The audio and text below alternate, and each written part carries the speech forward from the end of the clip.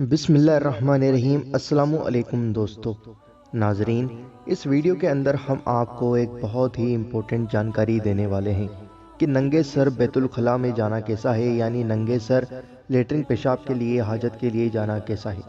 آئیے ناظرین جانتے ہیں۔ اس ویڈیو کو دل سے لائک کرنا اور دل کھول کر زیادہ سے زیادہ سبھی لوگوں کے ساتھ شیئر کرنا، جتنا آپ نے سیکھا اتنا ہی دوسروں کو بھی سکھائیں۔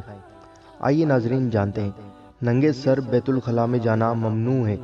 صدر الشریعہ بدر الطریقہ حضرت علامہ مولانا مفتی محمد امجد علی اعظمی علیہ رحمۃ اللہ القوی فرماتے ہیں، ننگے سر پخانہ پیشاب کو جانا یا اپنے ہمراہ ایسی چیز لے جانا جس پر کوئی دعا یا اللہ و رسول یا کسی بزرگ کا نام لکھا ہو تو یہ ممنوع ہے۔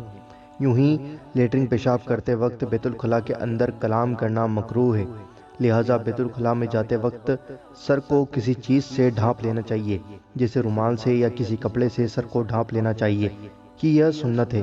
چنانچہ مفسر شہیر حکیم الامت مفتی احمد یار خان رحمۃ اللہ تعالی علیہ فرماتے ہیں، سر ڈھک کر پخانے جانا سنت ہے، ننگے سر پخانے جانے والا اس سنت میں عمل نہ کر سکا۔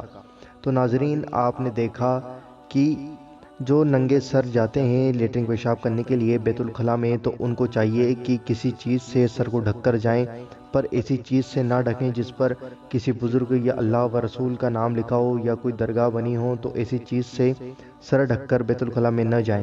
صرف سادہ سمپل سا کوئی کپڑا ہو تو اس سے سر کو ڈھک کر بیت الخلاء کے اندر جائیں۔ تو ناظرین، مجھے امید ہے آپ کو یہ بات سمجھ میں آ گئی ہوگی۔ اگر آپ کو کچھ پوچھنا ہے تو آپ ہمیں کمنٹ کر کے پوچھ سکتے ہیں، اور یہ ویڈیو پسند آئی ہوں تو ویڈیو کو دل سے لائک کرنا اور دل کھول کر زیادہ سے زیادہ ضرور شیئر کرنا، اور آپ کے اپنے چینل اللہ دین کو ضرور سبسکرائب کرنا اور بیل آئیکن ضرور دبانا ہماری ہر ویڈیو کو نوٹیفیکیشن پانے کے لیے۔